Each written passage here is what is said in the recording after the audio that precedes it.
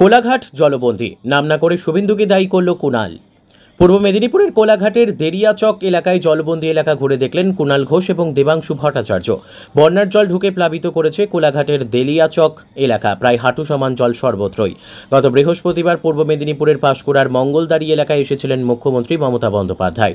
এবার কোলাঘাটে এলেন কুণাল ঘোষ এবং দেবাংশু ভট্টাচার্য। কোলাঘাটের বন্যা পরিস্থিতি খতিয়ে দেখে দুর্গতদের পাশে এসে দাঁড়ালেন কুণাল ঘোষ। এলাকাবাসীর সাথে তাদের অসুবিধার কথা শোনেন, তাদের সাথে কথা বলেন। দেরিয়াচক হাই স্কুলে ত্রাণ শিবির থেকে ত্রাণ বন্টন করেন কুণাল ঘোষ এবং দেবাংশু ভট্টাচার্য।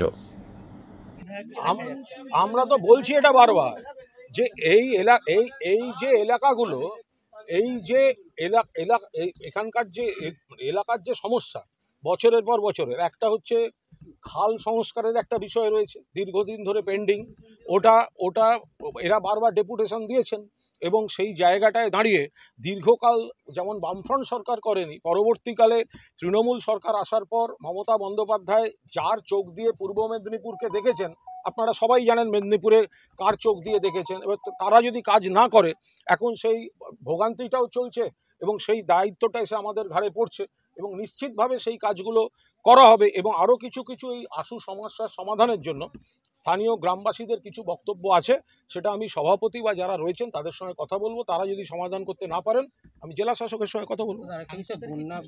হ্যাঁ, সাংসদ কোথায়? তো এখানে তো এরকম একটা বন্যা পরিস্থিতি, তো সেখানে তমলুকের যিনি সাংসদ, আমি আশা করব তিনি আসবেন, তিনি দেখবেন, তিনিও এই প্রশ্ন করবেন যে এতদিন ধরে মুখ্যমন্ত্রী যার চোখ দিয়ে বা যাদের চোখ দিয়ে মেদিনীপুরকে দেখলেন, তারা কেন এই সমস্যার সমাধানগুলো করে যাননি। তিনি এসে একবার গ্রামে জলের মধ্যে দাঁড়ান, মানুষের সঙ্গে কথা বলুন।